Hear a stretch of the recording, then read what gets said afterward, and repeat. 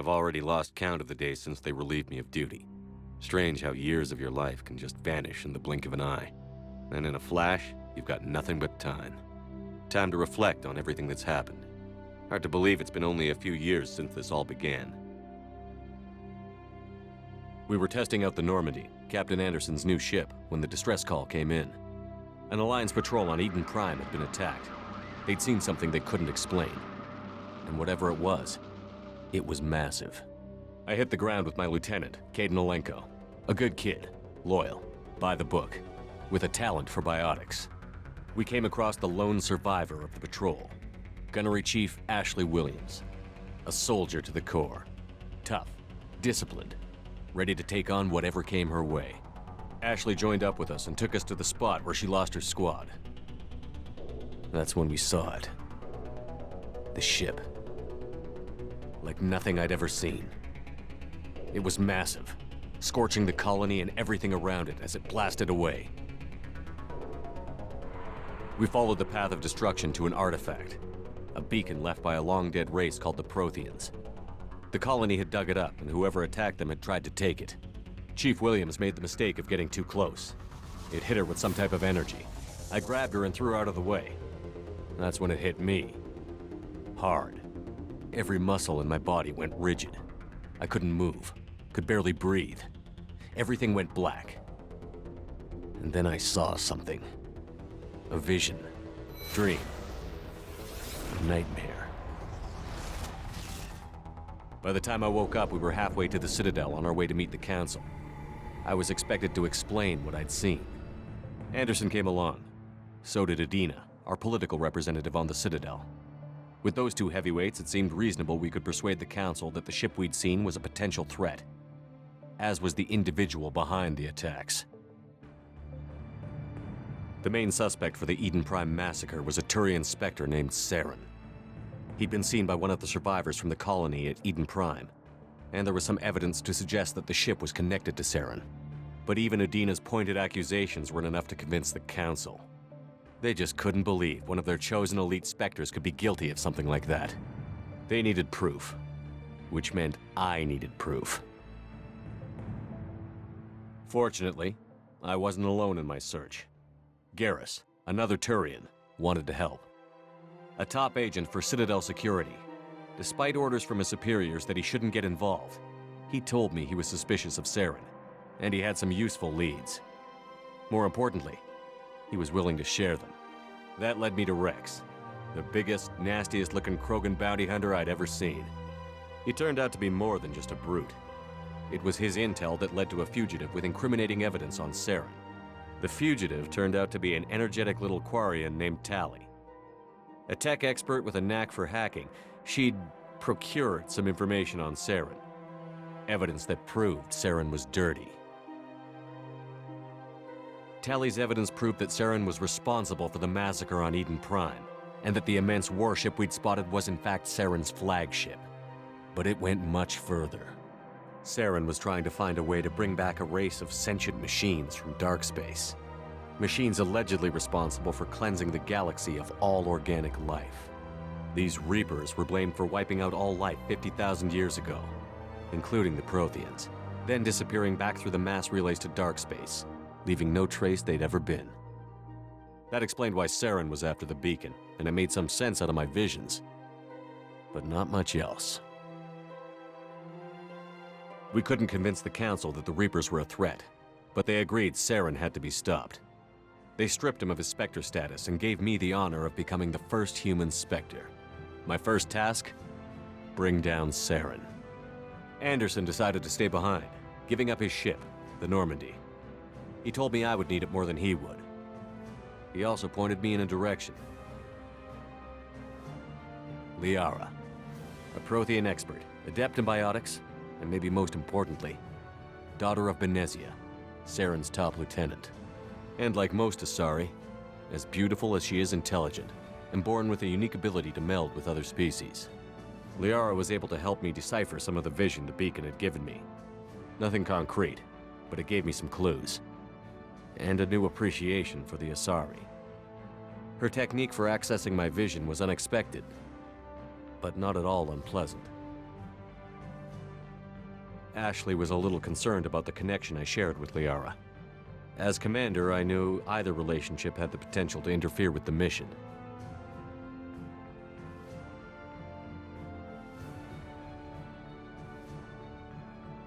I told Ash I wasn't interested in Liara. I had my eyes on someone else. But we agreed we wouldn't let it get in the way of our mission. Finding Saren. Thanks to Liara's help, we had our next lead, Benezia. Saren had taken her to Noveria, where he'd enslaved a dangerous race of insect-like creatures, the Rachni. He ordered Benezia to use the same technique Liara had used on me to extract information from the Rachni Queen. The Queen's drones were everywhere, and they weren't happy. We had to fight through hundreds of them to get to Benezia. By the time we arrived, Saren was gone. With the information. I tried to reason with Benezia, but Saren had indoctrinated her. He had somehow acquired the ability to control people's actions and wills. Benezia wouldn't surrender, and Liara was forced to watch her mother die in her arms. And I was left with an angry, dangerous Rachni Queen to deal with. She claimed her drones would do no harm if I released her. But the Rachni had terrorized the galaxy before.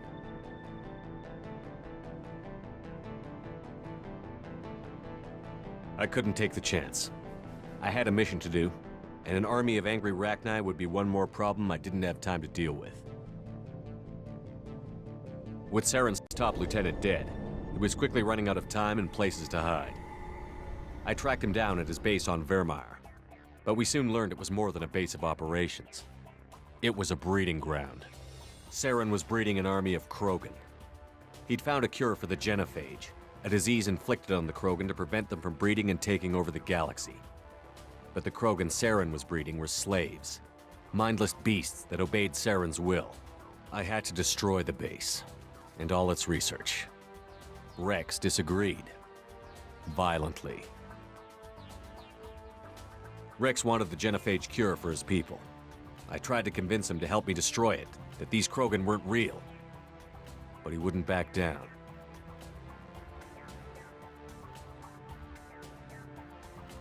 He just couldn't be reasoned with, and I couldn't let the base be saved, even if it meant curing the Krogan.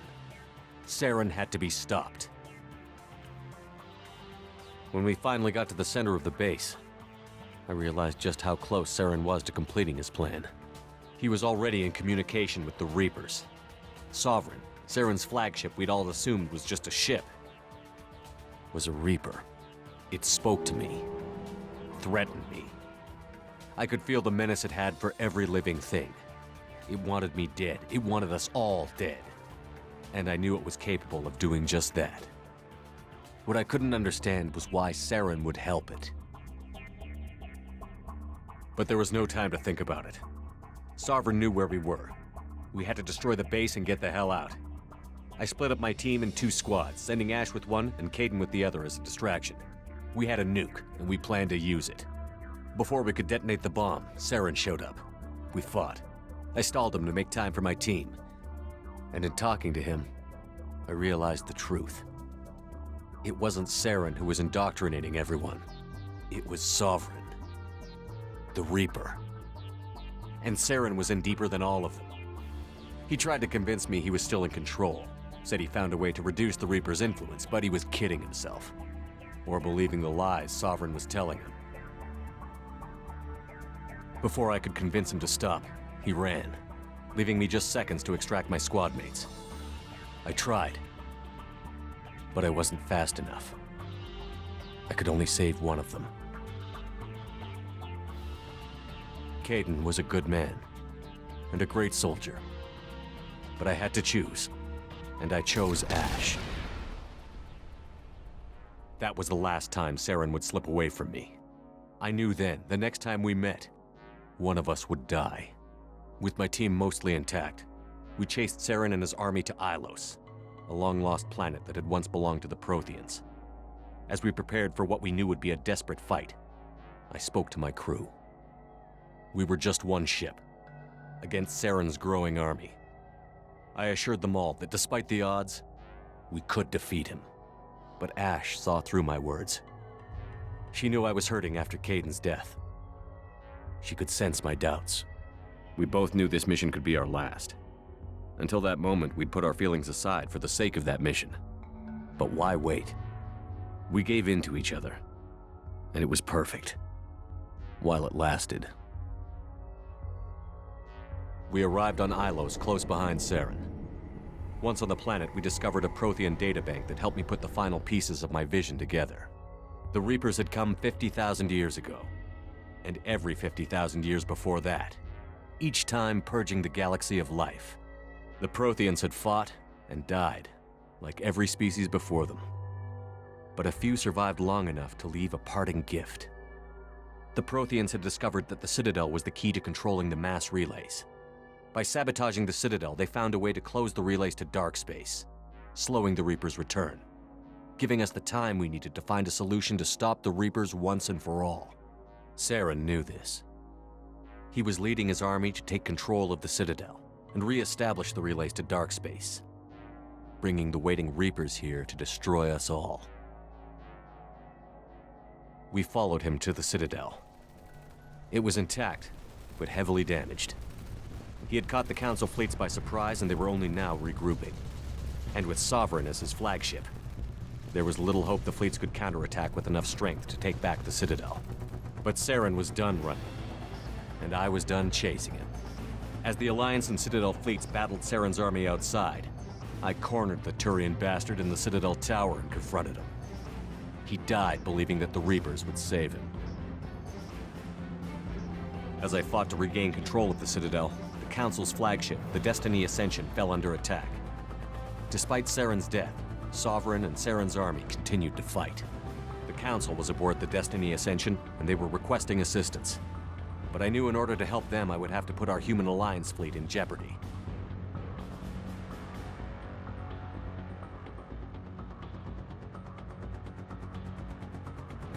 The Council could be replaced. The fleets were needed here and now if we were going to defeat Sovereign. Even with the Citadel back in my control, Saren defeated, and the Normandy leading the combined galactic fleet, the battle against Sovereign, a single Reaper, was relentless. It took the combined fleets of humanity and the other races, but in the end, Sovereign fell. But the costs were immense. While humanity's efforts in the war earned us our first seat on the Council, it was a hollow victory. The Reapers were still out there. I knew the fight was far from over, but as the one who'd led the fight against Saren, I was given new responsibilities. The choice of humanity's first counselor was left for me to decide. On the one hand, Udina, the lifetime politician. Ruthless and ambitious, he would easily navigate the political landmines that would soon be put in front of him. The other choice, Captain Anderson, the career soldier. Tough but fair, but a friend, and someone I could trust. Both great leaders in their own right. I didn't much like Udina, but sometimes you need a pit bull on your side. Someone willing to be the bad guy, for the sake of the greater good. The war was over. The threat had passed. In time, the Council would rebuild itself. The Citadel could be repaired. Even the pain of lost friends would fade. But none of that mattered if the Reapers were still out there. And if they were all as powerful as Sovereign, we had to find a way to stop them. I had to find a way. I gathered my crew, took my ship, and went in search of answers. Officially, the Council would only say I was assigned to cleanup duty, rooting out any remnants of Saren's army. But the Geth and Saren were just the beginning. The Reapers had other plans. A few months after the battle for the Citadel, while we were on patrol, we were attacked by an unknown vessel. Before we knew what was happening, we were disabled and forced to abandon ship. The Normandy was destroyed. We lost a lot of good people. I almost didn't make it myself. Technically, I was as close to death as you can get. By the time my body was recovered, there wasn't much left. The pro-human group, Cerberus, acquired what was left of my body and spent the next 2 years rebuilding me. My memories, abilities, everything. The person in charge of my recovery was a Cerberus agent, Miranda Lawson. Brilliant and efficient. But before I could be completely rehabilitated, the Cerberus facility we were in was attacked, and was forced to fight my way out. In my condition, I should have died. But an ex-Alliance soldier named Jacob Taylor kept me alive. We found Miranda, and we escaped. They took me to meet the Illusive Man, the leader of Cerberus and the one who had ordered me rebuilt. The Illusive Man lived up to his name, offering half answers to many of my questions. But he did explain why he had brought me back. He believed I was the one person who could stop the Reaper threat. And he explained that the Reapers had a new ally, an insectoid race called the Collectors, the ones who had attacked the Normandy 2 years earlier. Since that time, they'd been systematically abducting entire human colonies and taking them beyond the Omega-4 relay, a place that no ships other than Collector ships ever returned from. The Illusive Man wanted me to find out why humans were being abducted, and to end it. In return, Cerberus would outfit me with a rebuilt Normandy, weapons, and a skeleton crew, as long as I agreed to take along Miranda, Jacob, and an illegal AI named Edie. I told the Illusive Man I wanted my own team, people I knew. He already had a list of individuals that he wanted, people that might be willing to go on a suicide mission, to head beyond the Omega-4 relay and face the unknown.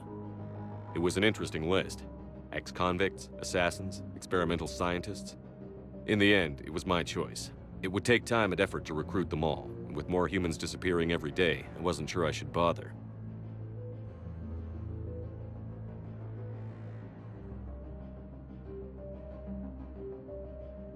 I decided I needed all the help I could get. Recruiting the team took me all over the galaxy. Along the way, I met some old friends. They were quick to join, despite the risks. As for the rest, finding them and convincing them to join me on a suicide mission was difficult. But keeping them from killing each other was next to impossible. They only had to stay alive long enough to complete the mission.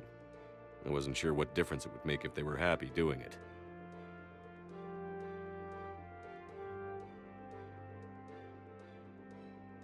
But if we were going to survive this, our best chance was to make sure everyone was working together. I tried to recruit and reconnect with a few of my old squad, but they were suspicious of Cerberus. No doubt why they weren't on the Illusive Man's list to begin with. Worse, they had moved on. For 2 years, they'd believed I was dead and lost. Now I was headed off on another suicide mission. If things were going to get better between us, it would take time. But I was running out of time. Maybe once the mission was over, we could try to reconnect. With most of the team recruited, we were getting close. We just needed to figure out how to survive the Omega-4 relay. Our best chance came when we discovered a damaged Collector ship. We went in knowing it could be a trap, but we had to try. What we found there was almost unbelievable. The Collectors weren't a new race at all. They were the twisted remnants of the Protheans, slaves of the Reapers, and humans were the next target. The Collectors were abducting tens of thousands of humans for the Reapers, and unless we could find a way to stop them, we'd end up just like the Protheans. We had to escape before we could find out the secrets of the Omega-4 relay, but we were more determined than ever to put a stop to the Collectors. All we needed now was a way through the relay. Edie had figured out what we needed, and the Illusive Man knew where to find it. We stole parts from a derelict Reaper to mask our ship's signature, to make the Normandy appear as a Reaper and allow us safe passage. As soon as we had what we needed, Joker and Edie began testing. But while I was away on a mission with the team, the Collectors attacked the Normandy, determined to destroy it before we could finish the tests. Joker and Edie did their best to fight them off. They saved the ship, but the entire crew was abducted, taken beyond the Omega-4 relay. Jacob wanted to go immediately and rescue the crew. Edie and Miranda wanted more time to prepare before we attacked.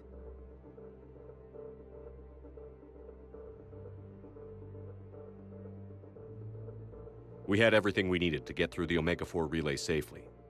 I wouldn't risk the lives of the crew by waiting. Eventually, we were ready to go. I gathered everyone to go over the plan. We all knew this was likely a one-way ticket. The team was as ready as they could be, but they were nervous. We knew this could be our last day together. We were scared and looking for reassurance. Some of us found it in each other.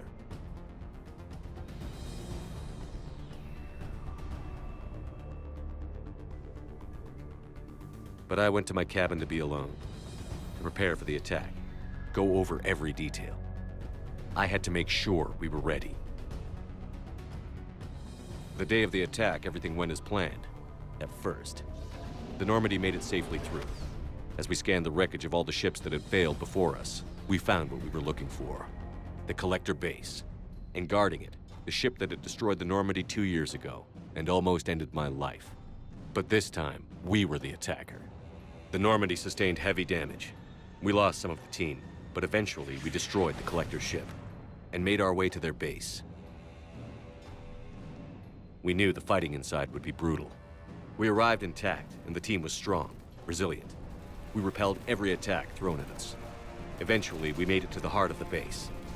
To this day, I can hardly believe what we saw there. The collected humans had been dissolved, transformed and repurposed to create the frame for a new Reaper. A massive human Reaper abomination. We had no choice but to destroy it. The battle caused severe damage to the base, but we needed to destroy it completely. As I prepped explosives to finish the job, we received a message. The Illusive Man. He didn't want us to destroy the base at all. He wanted to preserve it. He wanted to study how the humans were transformed into the abomination we'd seen. To use the technology of the Collectors to help defeat the Reapers.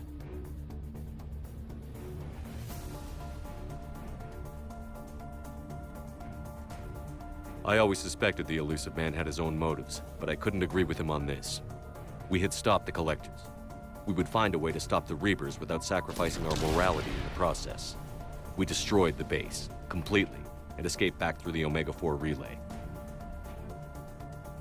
The mission was over, but we paid a price for our success. We lost almost half the team, but at least we were able to rescue the crew in time. And in the end, we stopped the Reapers from creating a human Reaper abomination.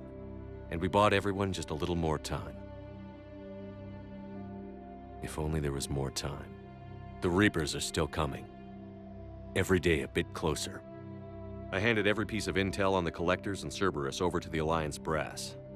They're not sure what to make of it, but at least they're listening. I just hope they figure out what to do about it soon, before time runs out for all of us.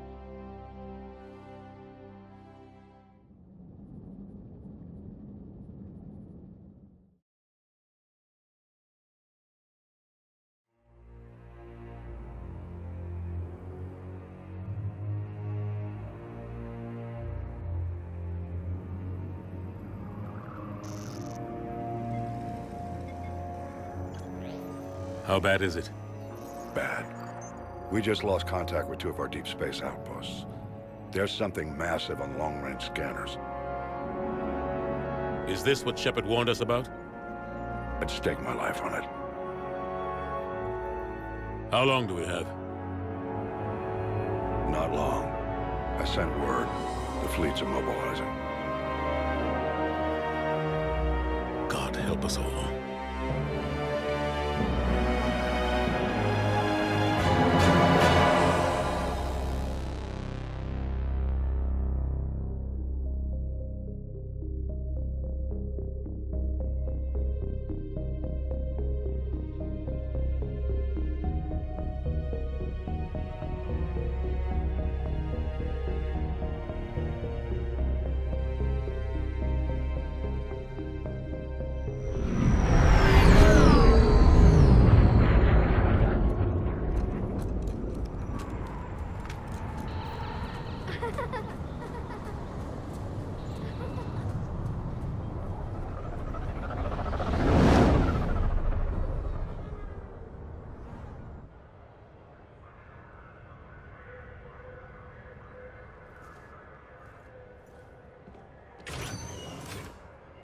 Commander.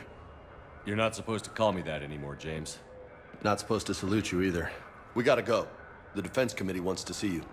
Sounds important.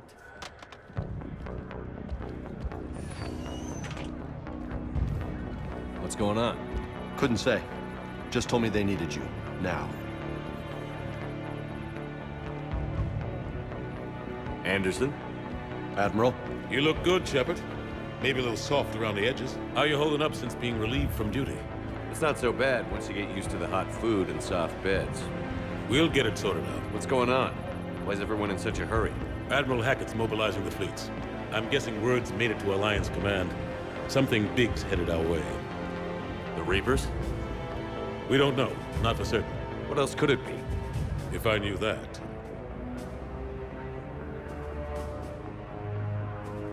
You know we're not ready if it is then.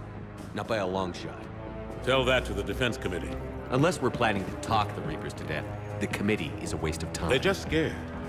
None of them have seen what you've seen. You faced down a Reaper. Hell, you spoke to one, then blew the damn thing up. You've seen how they harvest us, what they plan to do to us. You know more about this enemy than anyone. That why they grounded me? Took away my ship? You know that's not true. The shit you've done, any other soldier would have been tried, court-martialed, and discharged. It's your knowledge of the Reapers that kept that from happening. That and your good word? Yeah, I trust you, Shepard. And so does the committee. I'm just a soldier, Anderson. I'm no politician. I don't need you to be either.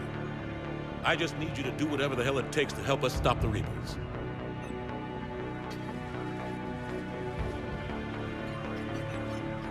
Good luck in there, Shepard.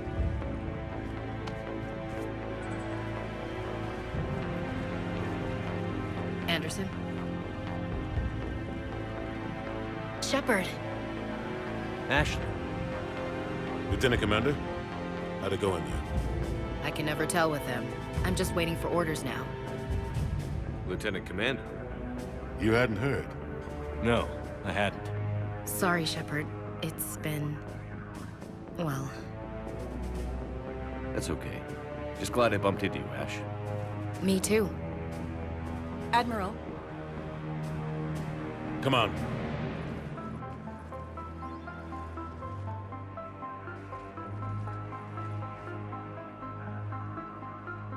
You know the commander?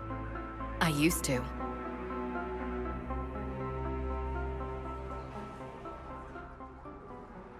What's the situation? We were hoping you would tell us. the reports coming in are unlike anything we've seen. Whole colonies have gone